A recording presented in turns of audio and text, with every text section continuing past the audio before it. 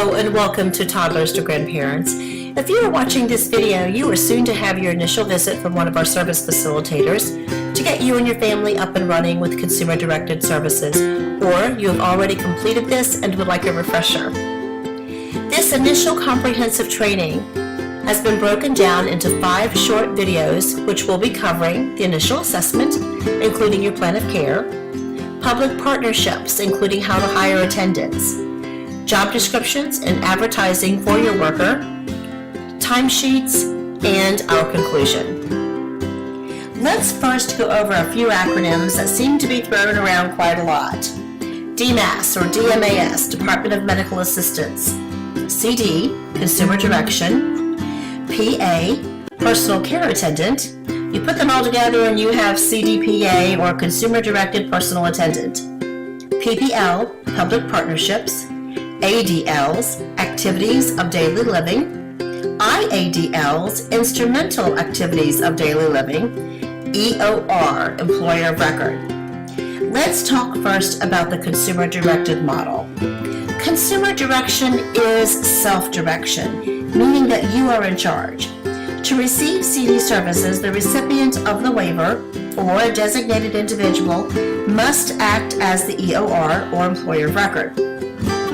The EOR will interview, go through the hiring process, direct the care of the recipient, and when necessary, fire support staff. So, what is a service facilitator? What do we do? Well, we certainly talk a lot. We are always on the phone, checking emails, and setting appointments.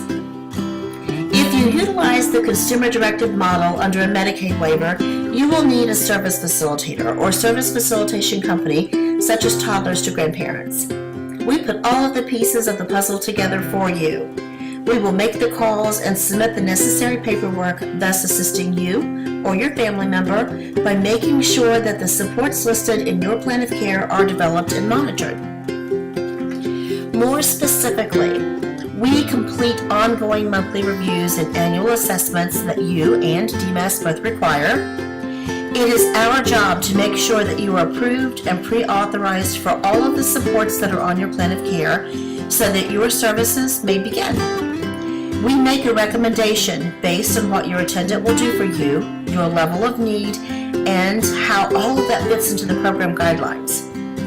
After we complete your plan of care, we then send it along with the DMAS 99 assessment to the prior authorizing team.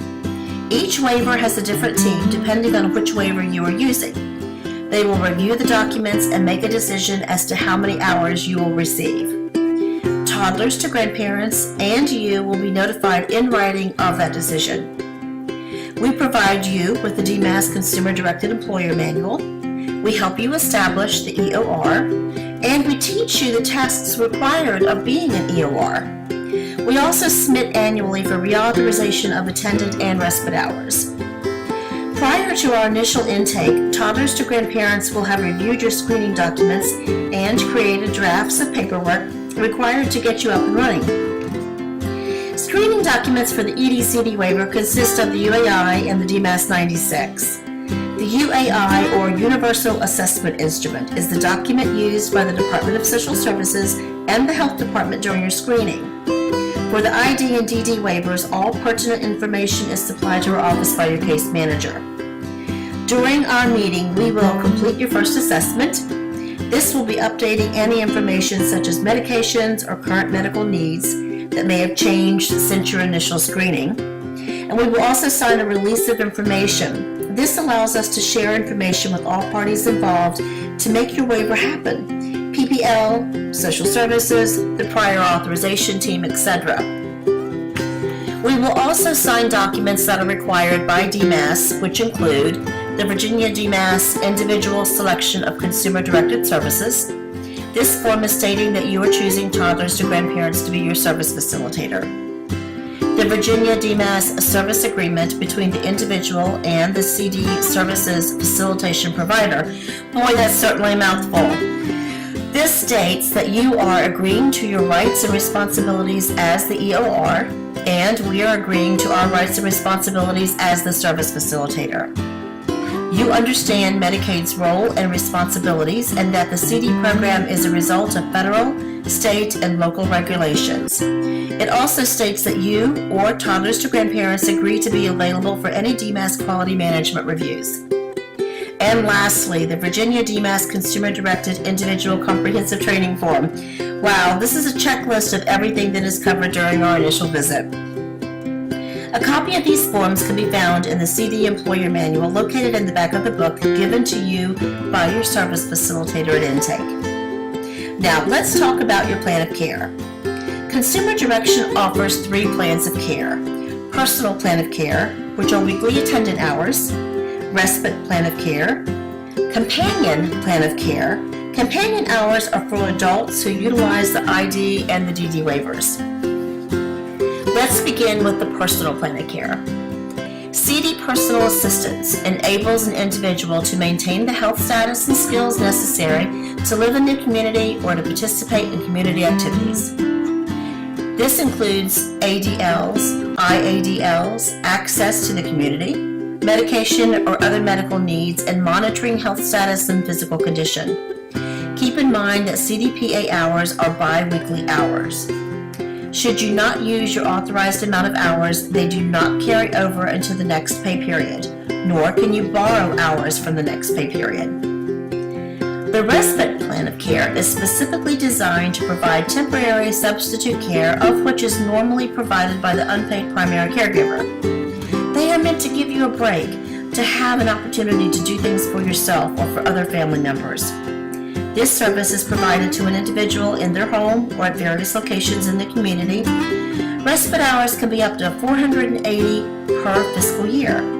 The state's fiscal year is July 1st through June 30th. Respite hours do not carry over into the next year, so if you do not use all of your authorized hours, you will lose them, and your hours will begin again all over July 1st. Same holds true if you use all of your hours before June 30th. You will not be able to receive additional respite hours until July 1st. Remember, these hours are not prorated. If you begin using CD respite services in January, you will have 480 hours to use from January through June 30th. However, if you transfer to toddlers to grandparents from an agency or another service facilitator, you will only have the amount of respite hours still left on your original authorization. You will receive an authorization from DMAS that states 480 hours from your transfer date. This is misleading. Just always remember you only have 480 hours per fiscal year, no matter if you have used another agency or a different service facilitator or consumer-directed services. Respite hours can be used overnight. For example, if you were to travel out of town for the weekend, your attendant could be paid with respite hours around the clock while you are away. Now, CD Companion Services provides non-medical care, socialization to or supports to adults enrolled in the ID or DD waiver. This service was provided to an individual in their home or at various locations in the community and is a maximum of 8 hours per day. It is considered to be supervisory hours and is only available when there is no other adult in the home to ensure the individual's health and safety. Now let's talk about the specific needs on your plan of care. ADLs include supervision or physical assistance with bathing, dressing, toileting, eating, transferring, meaning getting up and down out of a chair, up and down out of bed, assistance in ambulation, moving around, turning or changing position if the individual is confined to the bed, or grooming. IADLs include meal preparation, cleaning the kitchen, making the bed or changing bed linens, clean areas used by the recipient. For example, if the recipient were a child, this would be their bedroom, the rooms in which they played that day, the bathroom that they used, etc. Shopping for supplies, laundry, of course, again, the recipients, money management if required. Medical appointments and work, social, school commitments can be included on the plan of care if it is a recurring weekly appointment, such as speech therapy every Tuesday afternoon. On your plan of care, there are also categories for special maintenance. They include vital signs, supervision, medications, range of motion, wound care, bowel bladder program. Typically, these items require a doctor's order and an RN to train and supervise the attendant on performing this service. This means every quarter an RN must supervise the administration of the service and approve the attendant to provide the service. Agency care can easily accomplish this as they are required to have an RN on staff who will do a monthly assessment with the individual. Under the consumer-directed model, service facilitators are not required to be a registered nurse, so we are not easily able to get the attendant hours approved for this service. If you would like for your attendant to do this, then you would need to get your doctor's order and find an RN who is willing to fulfill this requirement. There are a couple of exceptions to this rule. First is the supervision of medications. It is just that, supervision. The attendant may remind you, hand you the bottle or pill box, but they cannot dose medication, as they could potentially over or underdose the individual. With the doctor's order, attendants can perform some nursing duties if the individual receiving services is an adult who is cognitively able to direct them.